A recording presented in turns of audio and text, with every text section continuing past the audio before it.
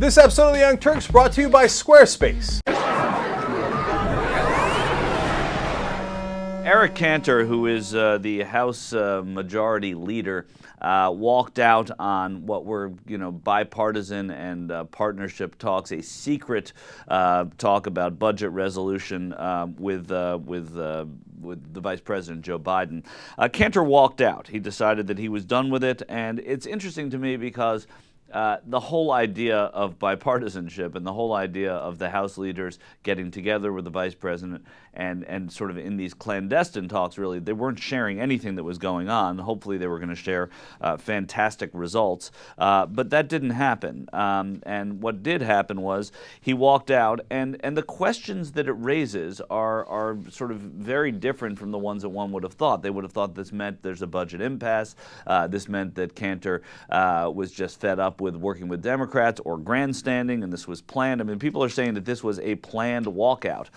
In fact, what a lot of people are saying is that this is showing that Cantor and Boehner do not get along, or that might even be pushing it. Not that they don't necessarily get along, but this was planned, and that Cantor was trying to show that he is independent of the House leadership. He thinks the House leadership is going to be too concessive, if such a word exists, with the White House, especially after the golf outing that Obama and Boehner had, that the speaker had the other day.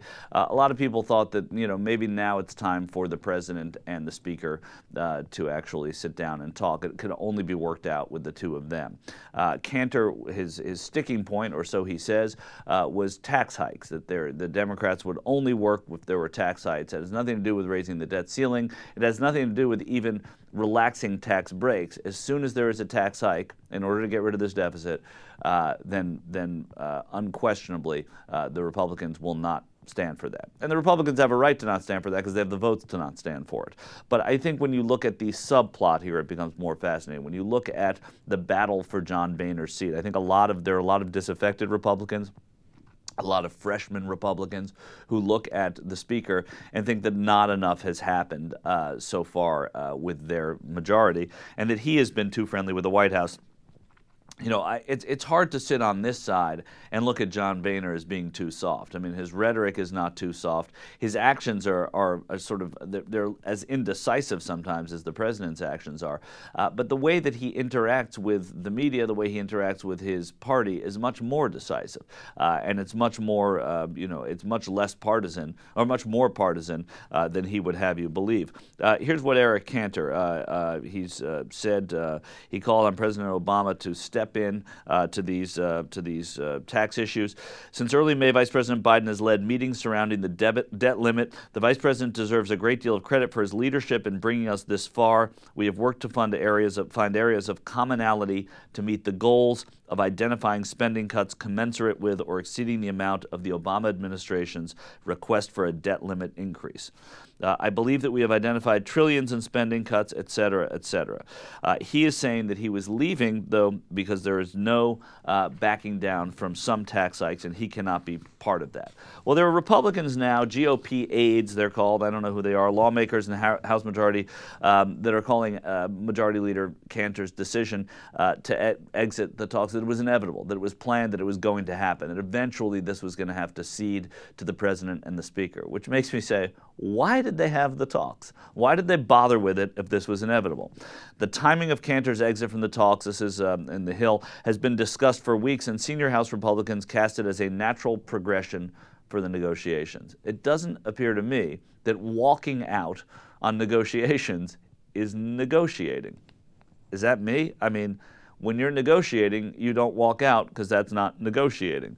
There have been discussions about when these talks need to end and when the speaker and the president need to get in the game, one GOP aide exclaimed. Well, I guess they're going to have to get in the game now, but why was there even a game if they were going to walk out on it and this was a predetermined fact that they were going to go into this? I don't really understand. I don't understand why Cantor feels that his presence in this thing, other than the politics of it, other than, and I'm going to get right back to it, I think it's Medicare, actually. Other than Medicare, I think it all comes to politics. Medicare is a wedge issue, and I think that they're afraid afraid to touch it. I think they're afraid to talk about it. The White House is afraid to talk about it, and so too is Cantor. And I think that by Cantor walking out on these talks, it is just saying, all right, the House can get absolutely nothing done. We're working with the White House. We cannot get a thing done with the White House. We're working with the other side of the aisle. We cannot get a thing done with the other side of the aisle. The only person who can make this happen is John Boehner,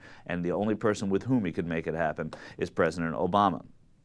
But it just goes to show how ineffective the Congress is right now. When you have the majority leader walking out on the vice president on negotiations, it shows that there is a real, there's a glut right now, or I would say a lack of any kind of leadership coming from the House. If you want to build a website or a blog, where do you go? You go to squarespace.com. Squarespace just pushed a brand new social widget for geolocation services. Display your most recent check-ins from Foursquare, Gowalla, and Facebook Places on a live Google map. Go to squarespace.com/TYT and get a 2-week trial for free.